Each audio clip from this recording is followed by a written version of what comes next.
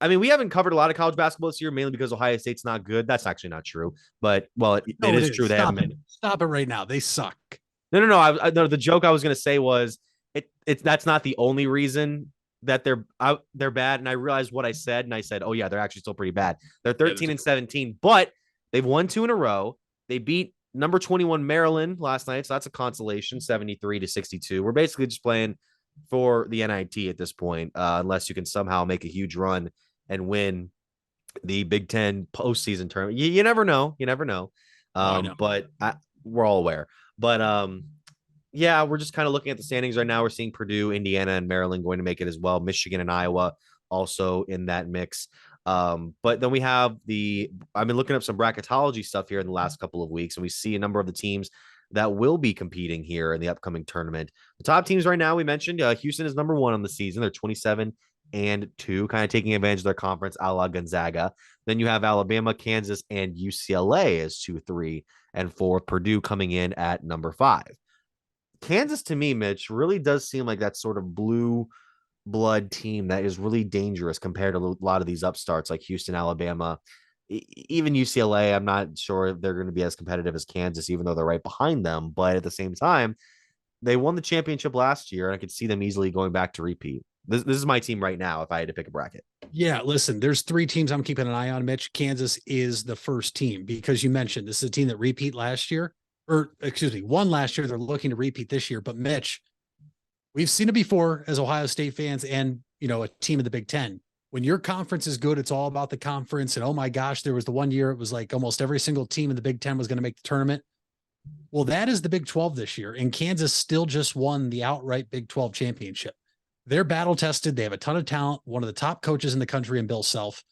This is a team I do not want to see. Obviously, they lost the most outstanding player of the tournament last year in OJ Abaji, who the Cavs drafted and traded in that Donovan Mitchell trade.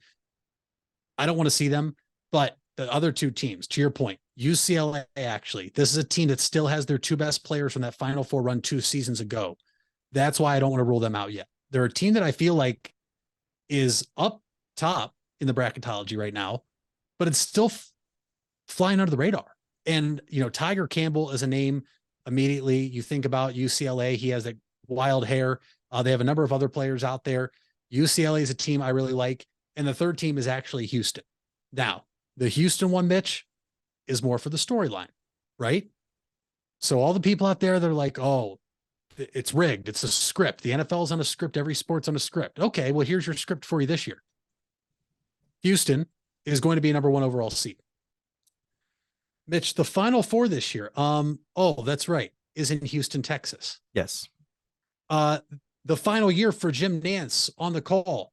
He is an alum of, that's right, Houston.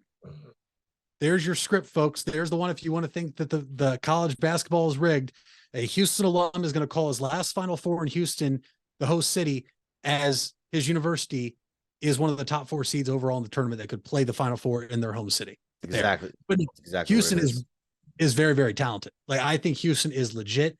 I don't think I want to put them on the level of Gonzaga of they don't play anybody, they get in, they get knocked out, because Houston's made some deep runs in the past, Mitch. They really have. And when they weren't as highly ranked. So I believe in Houston, but I think it's Kansas, UCLA, and Houston are my top 3. Alabama, I just don't know. Purdue, here's the thing. Officials in every conference officiate games differently. There's nothing wrong with that, right? Because they are hired by the conference, and every conference plays a different style of basketball. The Big Ten is physical, but we have seen this before with big guys, and that's why I'm alluding to Purdue. Zach Edey is a very, very talented big man. A lot of fouls don't get called in the Big Ten. However, that officiating does change when you make the tournament. Now, I personally just don't think he fouls as often as other big guys you've seen in the past, Mitch.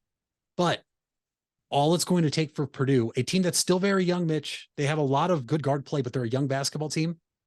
What happens when their inside-out game is gone because Zach Edey gets into foul trouble? And that's why I don't know if I can necessarily buy Purdue. Earlier this season, I was buying stock in them. I put a futures bet on them. I just don't know how confident I am in the team like that. But this, to me, you can make a case for about 5 or 6 teams being the number 1 seed in the tournament. And after that, Mitch, I won't be shocked at all if a team makes a deep run. There's a couple things you have to keep in mind. I believe it's the Mountain West has not won a tournament game now in the past 4 years. They're 0-8 every time a Mountain West team gets in there. So a team like San Diego State, can they flip that script? They're a team that's ranked inside the top 25 right now, but there's a lot of good teams out there. Somebody like Xavier, Villanova, Providence, UConn is a team people talk about as a dark horse, even though they're ranked inside the top 10 right now, Mitch. I'm so excited for March Madness because to me, it is, I gotta be careful I say this because I told you in the fall, that's the best time of the year for sports fans in general. But to me, this is the best standalone time for a sporting event in sports, at least the first 2 weekends, right? Because once it gets down to the Elite Eight, Final Four, National Championship, you can kind of weed out the teams. But I always sit here and wonder which team is going to be the Butler with Gordon Hayward and Brad Stevens, or the Florida Gulf Coast, the Dunk or Lob City team. Which team are we going to be shocked that makes a run and wins a couple games, much like the Peacocks last year of why can't I think of the name all of a sudden? St. Peter's, St. Yeah, Peter's Peacocks. St. Peter's. That was a team last year. Which team is it going to be this year? Could it be the Kent State Golden Flashers or the Akron Zips if they win the MAC? Could it be Cleveland State if they win the Horizon League tournament? I don't know. I wouldn't mind it, but it's going to be a lot of fun. And as much as I love Ohio State and as big of an Ohio State fan as I am, I often feel that when they're in the tournament, I cannot put my fandom aside, and I somehow talk myself into a way that they make it to the Final Four every year, which now that they won't be in it unless they win the Big Ten tournament, which they won't, I won't have to fight that, inner demon of me of being a fan and being a realist. So I'm excited for that. Yeah, people forget Kent State played Houston pretty closely early on in the season. They only lost by 5, and now the Flashes are. Akron lost to UCLA close last year in the first round of the tournament. Yes, yeah. And then 24-6, the Flashes are right now, and they'll play the Zips Friday night at 6. So I'll be looking at that while I'm at work. As far as Houston goes, yeah, we mentioned their only 2 losses of the year have been a 1.1 to Temple and a couple of points to Alabama, number 8 at the time. Now they're number 2. They beat Virginia, who was number 2 at the time. Now they're 13th. A lot of good teams in the mix. I'm curious as to what's happening in the one of the Big 12 teams.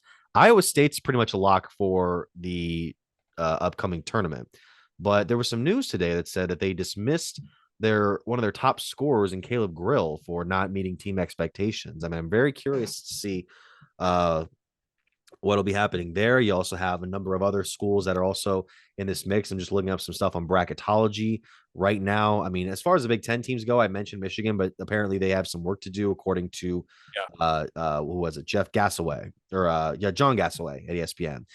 Michigan's in there or in the mix. Iowa, Illinois probably will get in, but then you have your locks: Purdue, Indiana, Maryland, even though they just lost, Northwestern, and Michigan State. Yeah, I mean, Michigan State, you saw the loss that they had the other day, which I couldn't believe that they blew that one to Iowa, but I was just sinking shots at the end. What are you going to do? It happens. Not a lot of representation in the Pac-12, it seems. UCLA and Arizona are the only 2 that's guaranteed. USC and Arizona. Arizona is the last team in, according to bracketology right now. It's them. That's crazy. It's them, Wisconsin, Boise State, and Mississippi State. You also have North Carolina, Oklahoma State, Clemson, and Michigan as the first 4 out. North Carolina was a little disappointed this year. I think last year was a sense of like a really great tournament run rather than a great team. With all credit to Hubie Davis, that man coached them to a near championship. Thought they could beat Kansas, they didn't, and now I think they're coming back down to earth.